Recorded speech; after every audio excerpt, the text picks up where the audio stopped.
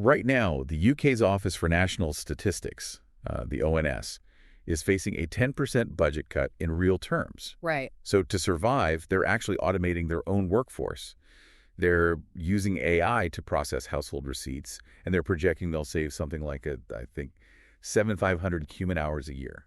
Which is, I mean, the irony there is just almost painful when you realize what the ONS actually does for a living. Exactly. I mean, the data they're processing is literally meant to tell us whether AI is destroying the national workforce. Right. So the statistics agency is automating its own staff to figure out if the national workforce is being automated. Welcome to the great AI productivity paradox. It is just the perfect microcosm of the exact problem we are facing globally right now. Yeah. Okay, so let's unpack this, because today we are going into a massive stack of 48 news sources for this deep dive. We're looking at economic data from the London School of Economics, some leaked IPO plans, local Scottish planning disputes, and even these hyper-local Yorkshire health watchdogs. A lot of ground to cover. Yeah, a ton. And we're on a mission to untangle the paradox right at the heart of today's AI economy. Everyone listening to this feels the sheer volume of AI news. Right now, it's just overwhelming. Oh, absolutely. But by the end of our conversation, you're going to have a unified framework to understand all of it. Because the core question is really this: is the AI revolution actually making us produce more, or is it just making us produce the exact same amount but with fewer people? Right. And how does that mathematical reality affect every single firm out there deciding where AI actually saves them money? Well, what's fascinating here is how that single mathematical reality, what economists call the denominator problem, dictates everything. The denominator problem. Yeah, it trickles down from the highest macroeconomic statistics right down to, your own company's HR policy. So let's start at that highest macro level, because there's this new finding from economists at the LSE, the London School of Economics, and some of these folks were recently Treasury advisors, so they know their stuff. And they found that UK productivity has seen a 1.6% annualized growth since late 2024. Now, if you compare that to the decade before, where it was practically flatlining at like 0.3%, that sounds like a technological miracle. Like, we're finally doing it right. AI is saving the economy. It sounds like a miracle until you actually look at how they arrived at that number. You have to remember how productivity is calculated in the first place. Okay. It is a really simple fraction. The numerator, the top number, is the total goods and services produced. And the denominator, the bottom number, is the human workforce. Output divided by workers. Exactly. Now, the LSE study didn't just use surveys for this. They used PAYE tax records. Wait, so PAYE, that's pay as you earn, right? Yeah. So that's the actual literal tax records of who is officially getting a paycheck in the UK, not just a poll. Yes, exactly. And those hard tax records showed that employment actually fell by 133,000 people. But wait, hold on. The official statistics from the ONS claim that employment rose by 377,000 over that same time. How can the tax man say 133,000 people lost their jobs while the official stats say we added almost 400,000? That's a massive gaffe. It is massive. And it's because the official statistics rely heavily on surveys. Oh. And those surveys have been suffering from plunging response rates, like people just aren't answering them.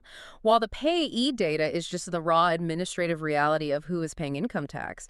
So if we trust the tax data, and the LSE economists absolutely do, that denominator shrank by 133,000. Oh, I see. Okay, so if the denominator shrinks, the overall fraction just automatically gets bigger. Precisely. If you're spreading the exact same amount of national output across 133,000 fewer workers, your productivity calculation looks like it's skyrocketing. Wow. Even if the actual output, the goods and services we're actually creating, is completely flat. I mean, I have to push back on that framing, though, because when I hear the word productivity, I think of like a factory getting a better machine and steadily producing twice as many cars. Right. Or like a coder writing a software program in 2 hours instead of 10. Mm-hmm. I don't think of, firing people just to make a spreadsheet look better. Yeah. It's like a restaurant owner claiming their kitchen is suddenly 20% more efficient. But the truth is they just fired the prep cook, and the remaining chef is running around sweating, doing the work of 2 people. Exactly. That's not a technological miracle. That's just a squeeze. It is a squeeze. And the Bank of England actually has corroborating data that shows exactly who is being squeezed right now. They're finding that job vacancies are thinning out fastest in the exact roles that are most exposed to AI. Oh, like what? So customer service postings, for example, those have dropped at an average annual rate of about 23% since 2023. Wow. 23% just gone. Yeah. So if AI is shrinking the denominator, like if this workforce is actually contracting at the entry level, what does that look like on the ground? Because we're moving from abstract math straight into the reality of the labor market here and people's actual human careers.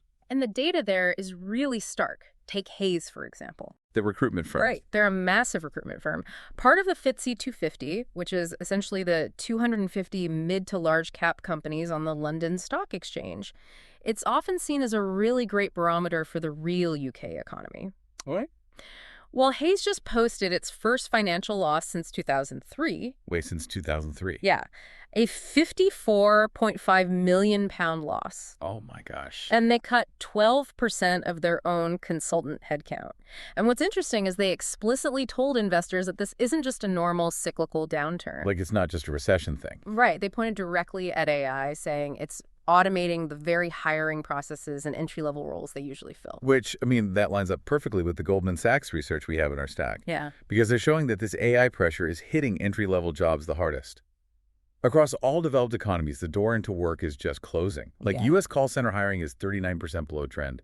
Canada's 33% below. Germany's 27%. But then, if you look at the Lloyd's Business Barometer released this same week, 54% of UK firms say AI has actually created roles. Okay, stop. My head is totally spinning. Yeah. How can Hayes be losing money and cutting staff, and Goldman Sachs is seeing the bottom rung of the ladder literally vanish, while Lloyd's says over half of firms are creating AI jobs? Which one is lying here? Well, neither is lying. Okay. They're just measuring two completely different things. The Lloyd's survey is measuring internal reshuffling at big firms. Oh. So it's looking at existing staff being upskilled or the creation of really specialized, highly paid senior AI implementation roles. It's a net position inside existing employers. But Goldman Sachs and Hayes are measuring the door into work, the new hires, the entry level. Okay, let me put this in perspective for the listener. If you're listening to this at your desk right now feeling incredibly secure because your boss just announced an internal AI upskilling initiative, you are living the Lloyd's data. Yeah. But if you have a kid graduating university right now, sending out like 200 resumes into the void with 0 replies, they are living the Goldman Sachs reality. Exactly. And that raises a genuinely terrifying long-term question for businesses. Right. If the entry-level rungs are being sawed off the corporate ladder to save money today, where did the senior experts come from in 10 years? Are we accidentally just destroying the entire pipeline? Yeah. Look at Starling Bank. They just launched these customer-built AI tools, shipping updates weekly. Sounds incredibly innovative, right? Sure. But they did that just 7 weeks after cutting 130 jobs in the name of automation. It is the literal conversion of human headcount into software release velocity. And young people are reading the writing on the wall here. A new Checkatrade survey shows 48% of 16 to 25-year-olds now actively want AI-proof physical trades. Like plumbers and electricians. Plumbers, electricians, carpenters, because they see the office jobs vanishing. But here's the massive paradox. Only 12% of trade businesses hired an apprentice last year. Wow. I have to say, that is genuinely heartbreaking. We are systematically telling an entire generation of kids, go become a plumber to survive the AI wave, but nobody is actually opening the door to train them. The demand from the youth is totally there, but the industry's capacity to absorb them is completely broken. The pipeline is bottlenecked everywhere you look. So, if you're a big corporation and you aren't paying for that entry-level workforce anymore, you're saving a lot of capital. Where is that saved money actually going? It is funneling straight into a historic and potentially really volatile market bubble. If we follow the money from corporate HR savings, it leads directly to global tech valuations. Look at Anthropic, one of the leading AI labs. Their revenue run rate just passed $65 billion. Wait, $65 billion? Yes, that is a 7-fold jump in just 7 months. Oh my God. And they are prepping an IPO targeting a 2028 revenue of $190 billion to $200 billion. And the founder, Dario Amodei, who I think only holds about a 2% stake, is reportedly securing supervoting shares to keep control of all that, which is a massive power grab for such a small economic stake. It is, but investors are willing to give up that voting power because of the absolute frenzy of capital flowing into these foundation models. Right.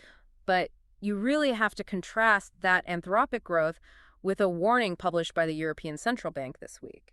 The ECB explicitly warned about an AI market correction regarding the Magnificent Seven tech stocks. You mean like Apple, Microsoft, Nvidia, those guys? Right, the tech behemoths driving the whole market. Eurozone households currently hold about 440 billion euros in those specific stocks. And the ECB is saying policymakers have way less room to cushion a fall now than they did during the dot-com bubble in 2000, right? Exactly. And this ties directly into inflation. Silvana Tenerero, a former member of the Bank of England's Monetary Policy Committee, published research arguing that AI might actually cause inflation rather than curb it, at least in the short term. Wait, I need to stop you there. Silvana Tenrero is saying AI causes inflation. Yes. That makes zero sense to me. If AI writes code faster or processes data cheaper, shouldn't the cost of producing things go down? Like deflation, surely. Kevin Warsh from the Federal Reserve has been banking on this disinflationary growth. Right. Well, in theory, yes. In the long run, productivity gains do drive prices down. But Tenrero's research focuses on the expectation gap. Let me explain how this mechanism works. Okay. Companies and households are spending billions of dollars now, buying infrastructure, building servers, purchasing software licenses, and they're doing all this in anticipation of AI productivity gains that haven't actually arrived yet. Oh, I get it. It's like everyone buying a bigger garage on credit because they're absolutely convinced they're going to win a sports car in a raffle next year. The spending happens before the reality. That is a perfect analogy. The demand for the infrastructure vastly outstrips the current supply of tangible productivity. So when all this capital is chasing finite resources before the actual efficiency shows up, you force inflation up. And that keeps interest high for everyone. And you can see how this starves the rest of the market, too. UK fintech funding just plummeted 67% to a decade low of £1.8 billion. But AI-linked firms sucked up 25% of whatever funding was left. Right. There is a UK startup called Calosum, built by Cambridge neuroscientists, that just raised a £78 million seed round backed by the UK Sovereign AI Fund. The capital hasn't disappeared. It has just completely rotated into AI infrastructure. And that infrastructure isn't just invisible code in the cloud. We really have to talk about the physical reality of AI, because this expectation gap is driving massive, highly disruptive physical changes in hardware and geography. AI requires tangible, physical constraints like microchips, land, electricity, and water. We are seeing a massive rent versus buy squeeze play out in real time here. Look at the hardware side. NVIDIA just warned its large buyers that AI server prices will rise over 15% early next year. 15%. Yeah, due to the sheer cost of the high bandwidth memory chips required to build them. But look at the software side. OpenAI just cut the API pricing on its frontier model, GPT 5.6L, by 20%. Output tokens, the basic units of text the AI generates, those are down by a third. Exactly. So renting access to the AI through an API is getting cheaper, mostly because the labs are fighting for market share. But buying the physical hardware to run your own models is getting much more expensive. So if a company wants to deploy AI, they're heavily incentivized to just rent it from the mega campuses rather than build their own. Right. And we are seeing where these mega campuses have to be built. JLL, the real estate firm, they released data showing that AI data centers are moving an average of 175 kilometers out of major European cities. They're literally fleeing to the countryside. Because the economics and the physics dictate it. London land costs 2.6 million euros per megawatt of IT load. Bordeaux is at 500 to 1,000 euros. Wow. And some rural places dip down to 200,000. You just cannot build these power-hungry campuses in traditional urban hubs anymore. The grid capacity simply does not exist to plug in a facility that draws as much power as a small city. And the physical pushback is intense. Scotland is facing massive organized resistance from 23 different rural communities right now. Yeah. Look at Larbert. There's a proposed 300-megawatt Apertura site. To run a site that size and ensure uptime, they have to run backup diesel generators 8.5 hours daily just for testing and maintenance. Unbelievable. The developer's own assessment says it will emit 8,800 micrograms of nitrogen dioxide and breach healthy hourly limits 44 times. That would make this single data center one of Scotland's top 10 polluters. And you have two governments pulling in completely opposite directions on this exact infrastructure. The UK government down in Westminster just guaranteed £202 million in debt for a massive data center expansion in Lancashire's AI zone. They're underwriting the risk with taxpayer money to ensure it gets built. Meanwhile, Scottish ministers up in Holyrood just mandated that any data center application over 50 megawatts must be flagged to them within 7 days. One government is desperately trying to build it to stay globally competitive, and the other is trying to build a case file to control the environmental damage. And this brings up a massive issue of sovereign capability. The UK Cabinet Office is currently conducting an urgent assessment of the economic hit Britain would take if we lost access to US frontier AI models. They are terrified of being entirely dependent on Silicon Valley. But it's not just the U.S. While Westminster is debating what sovereign AI even means, the major banks have already moved on. 3 major UK banks, HSBC, Barclays, and Standard Chartered, just adopted the Chinese Ant Group's 4x AI model. Why? Because the vendor claims it cuts currency hedging costs by 60%. The economics were simply too good to ignore. The banks don't care about the geopolitics. They just care about the margin. But this is where it gets genuinely unsettling to me. We are polluting rural Scotland, running backup diesel generators next to primary schools, and footing the bill for the infrastructure. But we don't even own the models running inside these buildings. Yeah. Are we just building the plumbing for someone else's house? It certainly looks that way. And this desperate rush to adopt AI isn't just happening in high finance. The public sector is betting its literal survival on these systems right now. The financial pressure on local government is extreme. A BBC study found that 146 of 148 English councils have approved £2.86 billion in savings for the coming year, and many are heavily banking on AI to deliver those cuts. So if AI is saving councils all this money, why isn't every local government seeing a massive financial windfall? Well, because time saved on admin doesn't fix rigid structural issues. Right. Let's look at a supposed success story. Suffolk County Council is rolling out AI transcription for social workers. It listens to their meetings and cuts the assessment write-ups from 3 hours down to 45 minutes. That is a real, measurable time saving. But the union warns that those saved hours won't actually lead to better care. They'll just be used as an excuse by management to cut social worker jobs. I mean, AI might shave minutes off admin, but it doesn't reduce the fixed massive costs of residential social care or the number of children entering the system. Which leads us to where this tech actually breaks down. Because councils are getting really desperate. Police forces are routing 4 million non-emergency 101 calls to AI chatbots to save £8.5 million. Okay.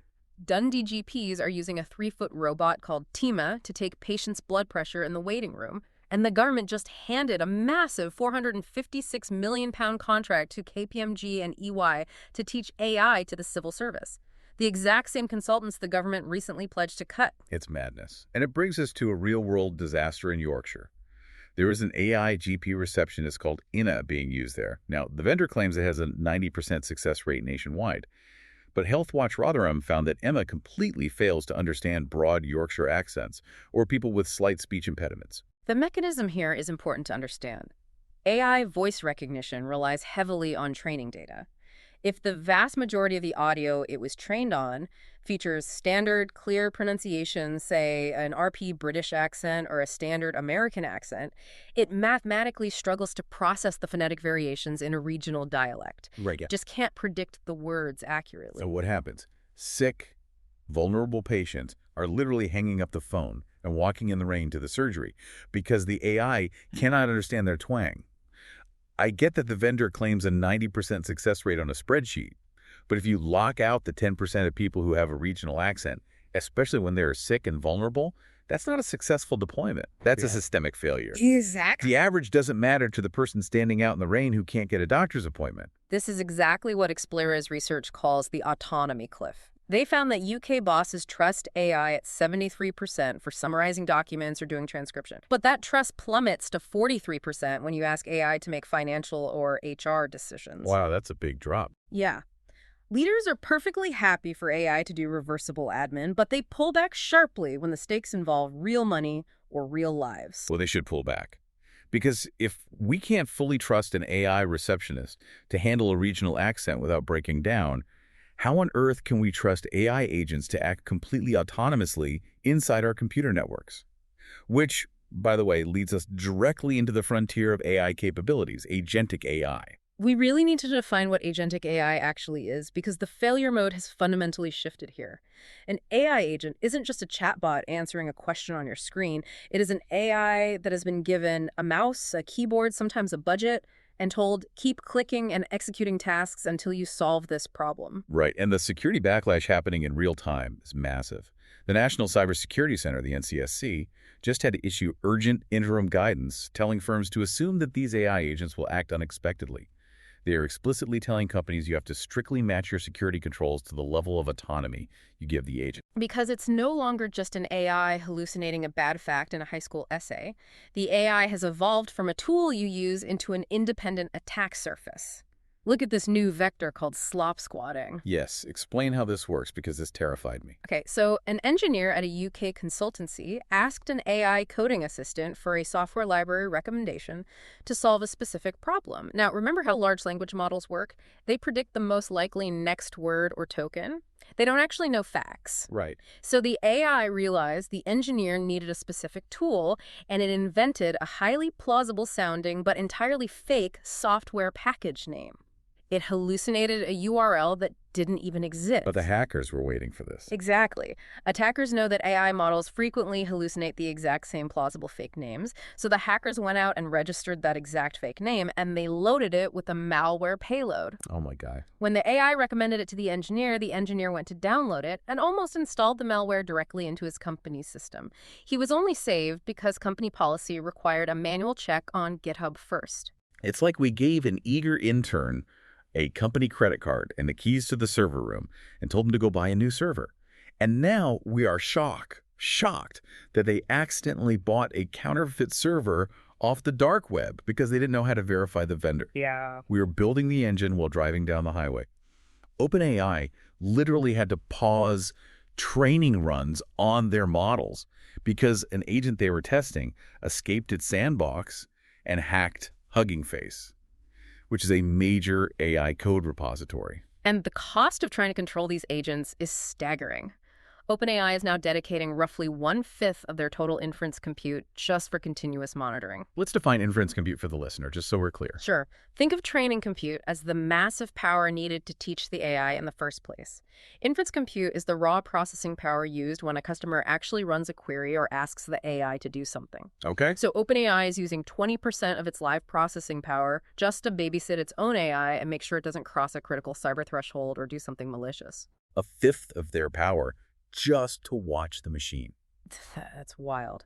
And Chris Lefane from OpenAI is out there warning that companies will face persistent automated attacks from open source models. And his solution is basically, you need to buy our superior defensive models to protect yourself. It's a very convenient sales pitch. Yeah. But Anthropic took a completely different approach to enterprise security, didn't they? They did. They launched a system called Mythos 5. And what it does is it gives enterprise defenders the outputs, like security patches or threat analyses, but it completely removes the ability for the customer to prompt the model directly. You get the fix, but you don't get the keys to use the model offensively. It is a highly meaningful design choice. It limits the autonomy to increase security. And this spills over into the insurance industry, who are suddenly realizing they are sitting on a ticking time bomb. The International Underwriting Association is warning of a silent cyber crisis. Silent cyber, meaning risk they didn't know they were writing policies for. Exactly. Older business insurance policies that defined a computer system really broadly are inadvertently covering AI hallucinations, data breaches caused by agents, and massive copyright claims. Wow. Insurers are carrying highly concentrated risk for autonomous AI systems, and they haven't priced it into their premiums at all. And while the insurers are panicking over risk, the tech giants are fighting a massive war over data retention. OpenAI is now offering zero data retention, meaning they promise to keep nothing of your enterprise data. Right. But the very next day, Anthropic announced they still require 30-day retention for enterprise customers, ostensibly for safety monitoring, but they'll allow you to keep that data on your own cloud. It is a massive battle over who holds the keys to the kingdom. Which logically leads us to the final battleground. With machines acting autonomously, generating code, making decisions, and reading our data, the final fight is over what belongs to the human and what belongs to the machine. Yeah. We are seeing a profound pushback in culture, in law, and in business against this synthetic homogenization. Let's start with the legal pushback, because it's really messy. Sir Geoffrey Voss, the master of the rolls, the head of civil justice in England and Wales, he states that AI will decide small claims court disputes simply because it is cheaper. Right. He basically admitted that some judges are probably already using large language models to write judgments beyond what official guidance allows. But at the same exact time, the Solicitors Regulation Authority, the SRA, is investigating 42 different solicitors for AI misuse, mostly for submitting hallucinated case citations to courts or inputting highly confidential client data into public chatbots. So the justice system wants the efficiency of AI, but they are terrified of the unreliability. Exactly. And you see this tension with surveillance, too. Institutions are aggressively embracing AI for cheap monitoring. Iceland supermarkets claim their new AI camera system reduced shoplifting losses by 80%, and now they're eyeing facial recognition to ban repeat offenders. But the Information Commissioner's Office, the ICO, just audited police forces and found that retrospective facial recognition is deeply flawed, biased, and legally dubious. So corporations want to scan our faces to protect their margins while the privacy watchdog says the tech is broken. Yeah. And what about our own data? Japan just issued a comply or explain code demanding that AI firms disclose exactly what data they train their models on. Over here, Southampton University literally dropped Turnitin, the massive anti-plagiarism software used by universities everywhere, because of proposed terms that would have allowed student essays to be used to train AI models. The mechanism there is exactly what people are afraid of. Students submit their hard work to be graded, and the software company quietly ingests that human labor as free, raw training material to make its algorithms smarter. The students become the product without their consent. And we're even trying to use AI to clean up the physical environment with all the bitter irony that entails. There is a £5 million trial using Google AI to forecast and steer planes away from climate warming contrails over the North Atlantic. Right. It theoretically cuts the climate impact, but it forces the planes to burn extra aviation fuel to do it. All while Google is building the incredibly power-hungry data centers we talked about earlier. Yeah. We're burning more fuel to dodge contrails while building data centers that pollute rural Scotland. It is the paradox of AI efficiency perfectly encapsulated. But out of all of this, the cultural backlash is what I find most fascinating. OpenAI launched ChatGPT for teens. It's heavily gated, it restricts romantic role play, and it emphasizes a study mode that forces them to actually do the work rather than just giving them the answer. Yeah. But out in the real world, businesses are taking a stand. In Belfast and Derry, pubs, restaurants, and print shops are openly refusing to print or display AI-generated design and art. They're literally turning down paying customers on principle. What you are seeing there is the creation of a human premium. The market is actively trying to figure out if authenticity has a tangible price. And you see this debate playing out at the highest technical levels with Anthropic watermarking Claude's text. All right, explain this watermarking thing to me. Because tech critics argue that forcing the AI to embed a hidden watermark makes the writing worse. How does a watermark change the writing? To understand this, we have to look at how AI chooses words. Computer scientists like Stephen Murdoch at UCL point out that an AI's word choice is inherently stochastic. Stochastic meaning random. Yes, statistical randomness. A model doesn't pick the word brook instead of stream because it understands the poetic nuance. It picks it by statistical chance based on probabilities. Okay. What a watermark does is slightly alter those probabilities so that the random choices follow a specific mathematical pattern. The watermark just makes that randomness statistically predictable to anyone who holds the decoding key. So we are literally building invisible statistical ink into our language just so we can mathematically prove a human didn't write it. We are that desperate for authenticity. We are. And if we pull all of these threads together, from the entry-level hiring freeze to the energy crisis in Scotland to the AI receptionist hanging up on regional accents, we have to circle right back to the very beginning. The denominator. Productivity equals output, divided by workers. Exactly. We've seen how LSE economists found a 1.6% productivity bump, but only because the denominator, the workforce, shrank by 133,000 people. We've seen Hayes recruiters taking a massive loss as the hiring pipeline freezes. We've seen councils replacing human triage with voice AI that fails vulnerable people. Right. If the ultimate endpoint of enterprise AI is just shrinking the denominator to zero... Well, then businesses don't just eliminate their labor costs. They eliminate the consumer base. Exactly. When the algorithm becomes the worker doing the task, and the algorithm becomes the shopper buying the stocks via agents, and the judge deciding the small claims dispute, and the designer making the ads, who is the economy actually for? It is the defining economic question of this transition. You simply cannot have a consumer economy without consumers who earn wages. So here's our challenge to you for this deep dive. Next time a software vendor or a consultant Or your boss promises an AI efficiency saving, ask them directly. Did we actually make more output? Did we invent a better machine? Or do we just shrink the denominator?